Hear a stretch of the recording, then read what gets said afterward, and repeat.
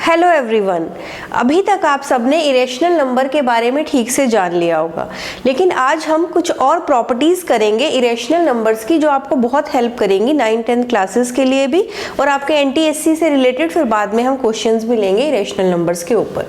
तो सबसे पहले एवरीवन नोज कि इरेशनल नंबर क्या है। इरेशनल नंबर जिसका कंप्लीटली स्क्वायर रूट फाइंड नहीं किया जा सकता, जैसे √2 is irrational but √9 because it's square root is 3 is not a irrational number, it is rational number, so √2 is irrational.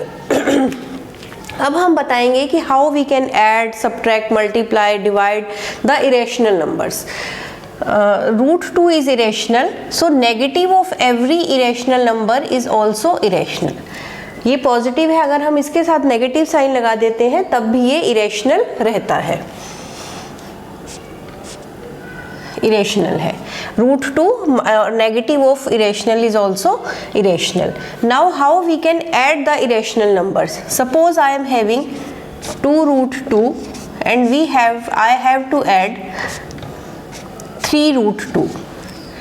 2√2 को 3√2 में ऐड करना है, तो इनका जो इरेशनल पार्ट है वो सेम होना चाहिए। Only then we can add these 2 and 3, 2 + 3 और इरेशनल पार्ट क्या है √2, so we can say that 5√2.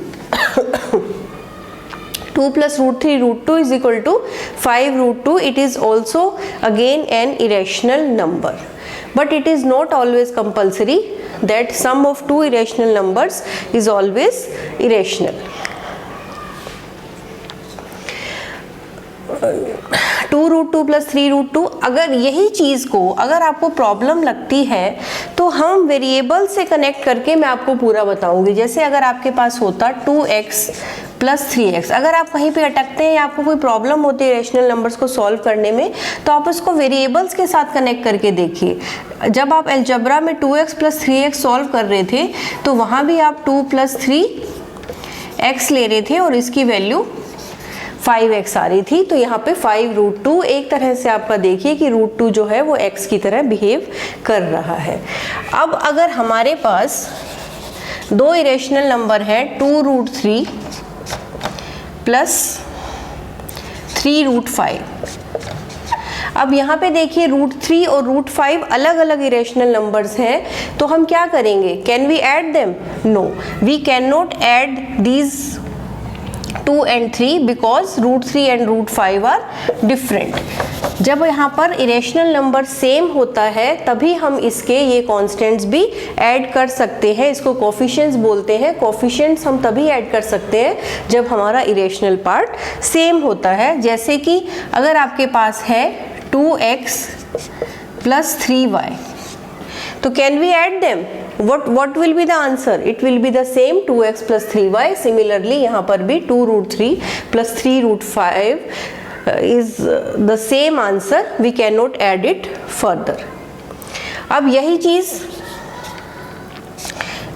Subtraction के केस में भी है कि अगर आपके इरेशनल पार्ट सेम आता है only then you can subtract और ऐड का तो आपको बता ही दिया। अगर आपका इरेशनल पार्ट सेम है तभी आप इस दोनों चीज़ों को सब्ट्रैक्ट कर सकते हो। अगर इसकी जगह पर यहाँ पर होता 3√5 - 2√5, अब इरेशनल पार्ट सेम है तो हम कर सकते थे 3 - 2√5 दैट इज 1√5, और 1 लगाने की ज़रूरत नहीं होती रैशनल नंबर के साथ, तो √5।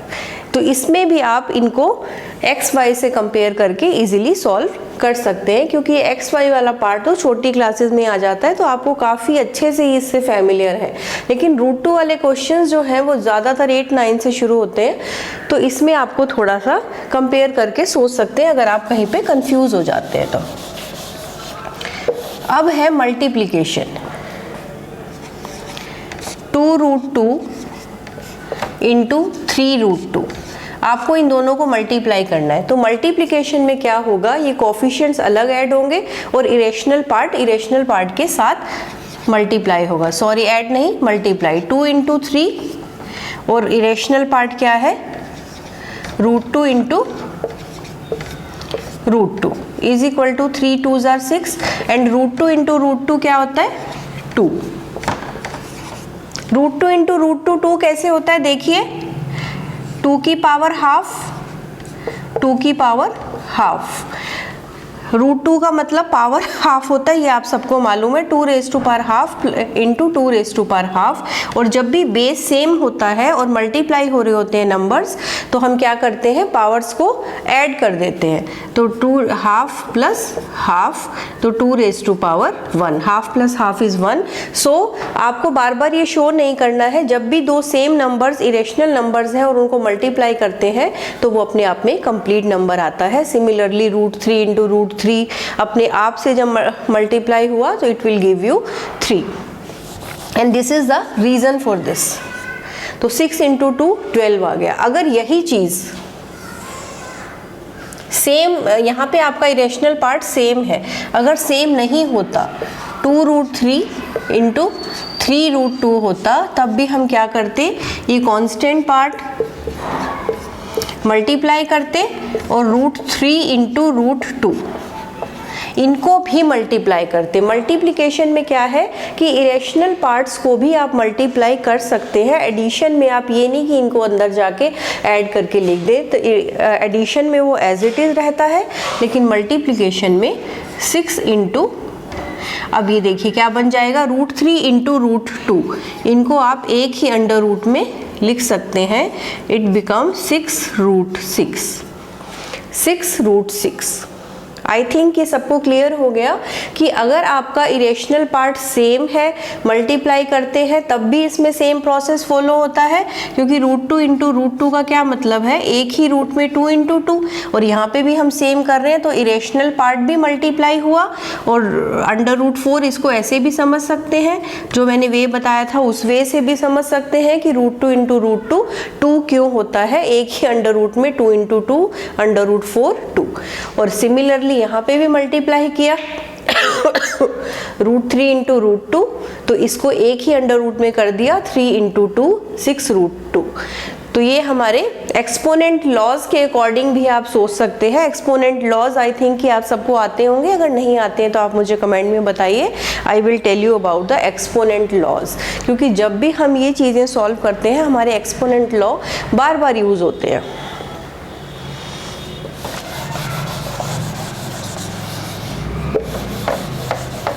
नेक्स्ट है कि हम डिवाइड कैसे करते हैं।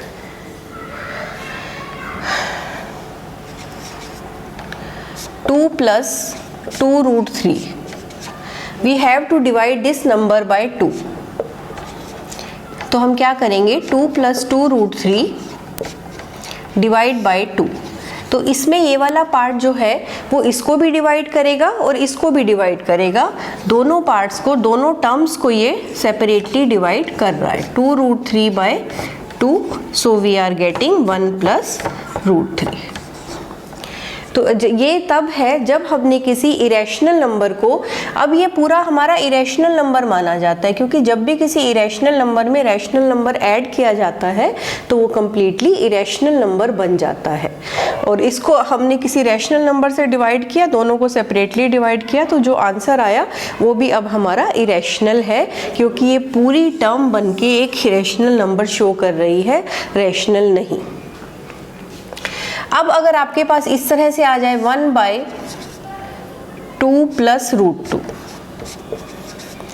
आपको इसको सॉल्व करना है। इसको सॉल्व करने का प्रोसेस है, we are saying that rationalise the denominator. इसको क्या बोलते हैं, रेशनलाइजेशन। जब भी किसी इरेशनल नंबर को रेशनल में कन्वर्ट करते हैं तो that process is called rationalisation. यहाँ पे हमारा इरेशनल नंबर क्या है, 2 प्लस √2। ऑलरेडी 1 तो हमारा रैशनल पार्टी है, तो हमें इसको रैशनल बनाना है, तो इस प्रोसेस को क्या कहते हैं, रेशनलाइजेशन। इसके लिए एक पर्टिकुलर वे है जो मैं आपको बताती हूँ। 1/2 प्लस √2 है, इसमें डिनोमिनेटर को रेशनलाइज करना है, तो हम क्या करेंगे, जब भी दो टर्म्स हैं बीच में जो भी साइन है, जैसे यहाँ पे प्लस है तो चेंज कर दिया जाएगा माइनस, इसको इससे मल्टीप्लाई और डिवाइड कर देंगे, क्योंकि किसी भी नंबर को अगर हम सेम क्वांटिटी से मल्टीप्लाई और डिवाइड करें तो उसकी वैल्यू पे कोई भी इफेक्ट नहीं आता, वो एज इट इज ही रहती है। तो 1/2 प्लस √2 को क्या करना है, 2 minus √2 divided by 2 minus √2, same number से मल्टीप्लाई और डिवाइड कर दिया। और रेशनलाइजेशन में आपको ध्यान रखना है कि यहाँ पर जो भी साइन है आपको उसका अपोजिट लेना है, प्लस है तो माइनस लेना है। अब हम इसको इससे मल्टीप्लाई करेंगे, 1 को जब हम 2 माइनस √2 से मल्टीप्लाई कर रहे हैं तो वो एज इट इज आ गया। अब ये वाली चीज़ देखिए, 2 प्लस √2, 2 माइनस √2, तो ये कैसे बिहेव कर रहे हैं, like a plus b, a minus b. और ये आपको हमें पता ही है कि a plus b, a minus b क्या होता है, a square minus b square. तो यहाँ पे क्या बन गया, a square minus b square. So 2 minus √2 divide by 4, 2 का स्क्वायर 4 और √2 का स्क्वायर आपको अभी बताया है, √2 का स्क्वायर क्या होता है, √2 इंटू √2, तो √2 इंटू √2 क्या होता है 2। जब भी कोई इरेशनल नंबर को अपने आप से मल्टीप्लाई किया जाता है तो वो रेशनल में कन्वर्ट हो जाता है, जो और जो वैल्यू होती है वो वही आती है, is equal to 2 minus √2 by 2। तो रेशनलाइजेशन प्रोसेस में हमने क्या किया कि जो भी नंबर था उसको सिर्फ साइन चेंज करके ऊपर और नीचे मल्टीप्लाई और डिवाइड कर दिया, बाकी उसको सॉल्व किया। और अब देखिए हमारा जो डिनोमिनेटर है वो रेशनलाइज हो चुका है। मतलब क्या हो चुका है कि जो हमारा डिनोमिनेटर है वो अब एक रैशनल नंबर है। कभी कभी दे विल से कि रेशनलाइज द न्यूमरेटर, तो आपको सेम प्रोसेस फॉलो करना होता है। रेटेड एक और चीज़ लेंगे, how we can find rationalising factor. Rationalising factor होता क्या है, सबसे पहले रेशनलाइजिंग फैक्टर वो चीज़ है जो किसी भी इरेशनल नंबर को रैशनल में कन्वर्ट करती है। मतलब कि वो नंबर जो इरेशनल नंबर को रैशनल में कन्वर्ट करे उसे रेशनलाइजिंग फैक्टर कहते हैं। जैसे पिछले क्वेश्चन में हमने किया था, तो हमने देखा कि हमने उसको किससे मल्टीप्लाई और डिवाइड किया, एक तरह से वो उसका रेशनलाइजिंग फैक्टर था। अब अलग से भी आपसे क्वेश्चन आ सकता है, रेशनलाइजिंग फैक्टर बताइए। मान लो आपसे इस नंबर का रेशनलाइजिंग फैक्टर पूछा गया, 4th root of 260। How we can find, see the process carefully. 4th root of 216 के हम फैक्टर्स बनाएंगे। 216 के फैक्टर्स सबको बनाने आते हैं। जैसे हम प्राइम फैक्टराइजेशन करते हैं सेम प्रोसेस, ये 27 3 का क्यूब और ये 2 का क्यूब। तो हमारे 216 के प्राइम फैक्टर्स क्या हुए, 2 क्यूब इंटू 3 क्यूब। तो 216 की जगह हमने ये लिख लिया 4th root of 2 cube into 3 cube. अब इस 4th रूट का मतलब क्या होता है, जैसे स्क्वायर रूट का मतलब क्या होता है, पावर 1/2, क्यूब रूट का मतलब पावर 1/3 और 4th रूट का मतलब पावर 1/4। तो इसका मतलब ये 1/4 दोनों के ऊपर है, 2 raise to power 3/4, 3 raise to power 3/4। Clear है। तो रेशनलाइजिंग फैक्टर का मतलब है कि हमें इस नंबर को रेशनल बनाना है। अभी इसकी पावर इरेशनल है 3/4 और इसकी भी पावर 3/4 है। तो इसे रेशनल बनाने के लिए हमें इसकी पावर को 1 करना होगा। 3/4 से हमें इसे किस में कन्वर्ट करना होगा, 4/4 में। सबसे नियरेस्ट हम बात कर रहे हैं, वैसे तो उसके बाद भी है कि 8/4 लेंगे तब भी 2 का स्क्वायर होगा वो भी, लेकिन जो सबसे ईजी होता है, क्योंकि रेशनलाइजिंग फैक्टर यूनिक नहीं होता, बहुत सारे रेशनलाइजिंग फैक्टर हो सकते हैं किसी भी नंबर के, लेकिन हम जो सबसे नियरेस्ट है और सबसे स्मॉलेस्ट है वही ट्राई करते हैं हमेशा। तो अगर आप बड़ा भी ले लेंगे दैट इज़ ऑल्सो करेक्ट। तो इसको क्या ऐसा नंबर चाहिए जो इसकी पावर को 1/4 कर देगा, सॉरी 4/4 कर देगा। तो 3/4 में 1/4 ऐड करेंगे, दिस इज 1/4 और 3 raise to power this is again 3/4। तो कौन सा नंबर लेना होगा, 1/4। So the rationalising factor is equal to 2 raise to power 1/4, 3 raise to power 1/4। और अगर आपको नहीं समझ में आया तो एक बार इधर देखिए, जैसे ये हमारे पास है 2 रेज़ टू पावर 3/4 और हमें इसे क्या करना है 4/4 में कन्वर्ट कर दें। तो सबसे नियरेस्ट यही है जो इसको 1 बनाएगा और 0 इसको इसको बना नहीं सकते तो इसको हमें 1 बनाने पे ही फोकस करना है। तो हमारे 1 बनाने के लिए इसको 4/4 करना है, और 4/4 में से अगर आपको डायरेक्टली नहीं पता चलता तो 4/4 में से 3/4 को माइनस करके देख लेंगे। तो 4 - 3 = 1/4। तो यहाँ से हमें पता चल गया कि हमारा रेशनलाइजिंग फैक्टर 1/4 है और इसमें भी 1/4 है। तो 2 raised to power, तो this is the rationalising factor, means this is the number which makes this number rational. अभी ये इरेशनल था, इरेशनल से रैशनल में कन्वर्ट करने के लिए हमें इसको मल्टीप्लाई करना होगा। रेशनलाइजिंग फैक्टर का मतलब ये होता है कि आपको उस नंबर से मल्टीप्लाई करके आप देखेंगे कि आपका टोटल नंबर जो है वो रैशनल में कन्वर्ट हो गया है। फर्दर एक और एग्जाम्पल लेते हैं। ये कंसेप्ट थोड़ा NCERT वगैरह की बुक में भी नहीं है, तो इस चीज़ को थोड़ा ध्यान से देखिए। It will be very helpful for NTSC boards also. इसमें ये गिवन तो क्या है, आपको प्रूव करना है कि nth power of a is the rationalising factor of this number. सबसे पहले हमें इसका रेशनलाइजिंग फैक्टर फाइंड करना है, ये आपको सपोज गिवन नहीं है तो आपको खुद ही देखना है। तो can we write this number as a raised to power n-1/n? क्यों? क्योंकि पावर जब भी अंडर रूट में जो नंबर है उसका मतलब 1 होता है, तो यहाँ पे n है तो n-1/n।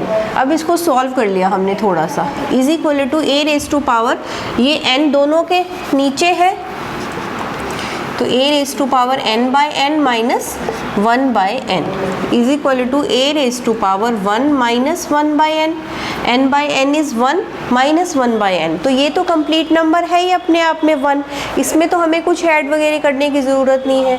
हम क्या चाहते हैं कि 1/n हट जाए या ये 1 बन जाए। 1/n क्योंकि इसको इरेशनल बना रहा है तो हमें इसको हटाना है। तो 1 - 1/n है ये, इसमें क्या ऐड करें कि ये हट जाए या ये 1 बन जाए। तो -1/n में अगर हम 1/n ऐड करते हैं डायरेक्ट, जो सबसे इजी लगता है ना, सबसे पहले हमें उसी पे फोकस करना चाहिए। तो -1/n में सीधा पता लग रहा है कि 1 ऐड करें तो ये नंबर रैशनल हो जाएगा। So rationalising factor is equal to a raised to power 1/n, that is nth root of a। ये रेशनलाइजिंग फैक्टर है। तो अब हमारे सिंपल नंबर को रेशनलाइजिंग फैक्टर से मल्टीप्लाई करके भी आपको क्लियर कर देती हूँ कि ये देखिए a raised to power n-1/this into a raised to power, और बेस सेम हो और पावर्स हो तो पावर्स ऐड हो जाती हैं। अगर बेस सेम हो, numbers are getting multiplied, so we can add the powers. n-1 + 1 इससे कैंसिल हुआ, it becomes a raised to power n/n is equal to a raised to power 1। तो a raised to power 1 is a, so here it is rational number.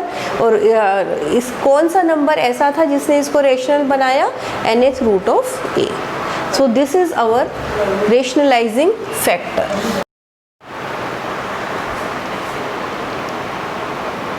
अब हम rationalisation का एक और question लेंगे। इसमें है रेशनलाइज द न्यूमिरेटर ऑफ। मैंने आपको डिनोमिनेटर बताया था, एक क्वेश्चन में न्यूमिरेटर भी करके दिखाना चाह रही हूँ।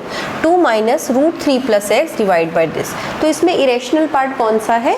ये वाला है, और हमें इस न्यूमिरेटर को रेशनल में कन्वर्ट करना है। तो जैसे कि आपको पहले बताया था, सेम प्रोसेस फॉलो करना है कि यहाँ पे जो भी साइन है 2 - तो इसका क्या हो जाएगा?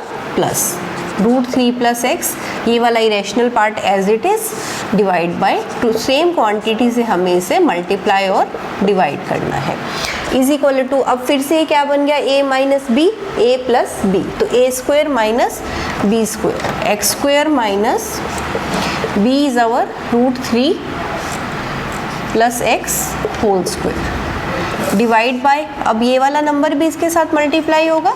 इसको एक बार एज इट इज लिख लेते हैं, x - 1 2 + √3 + x।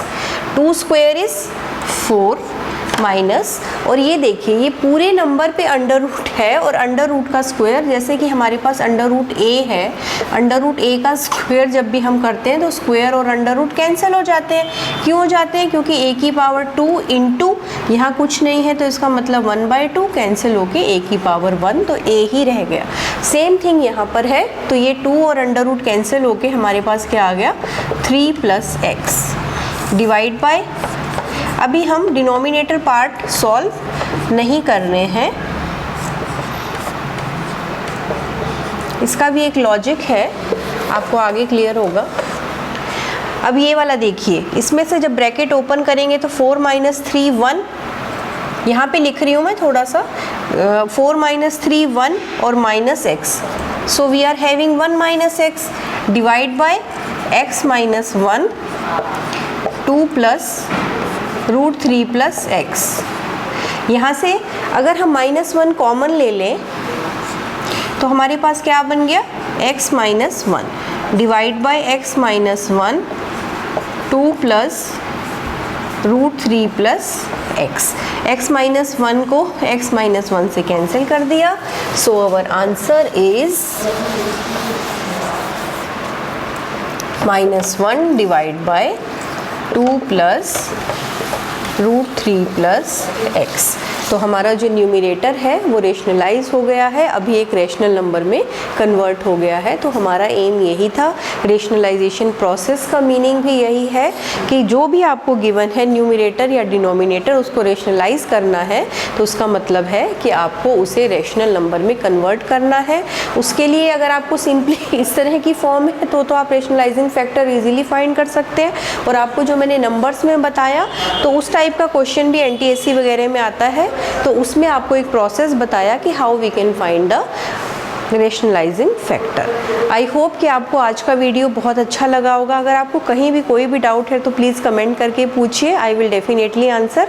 अभी मिलते हैं नेक्स्ट वीडियो में। Thank you everyone.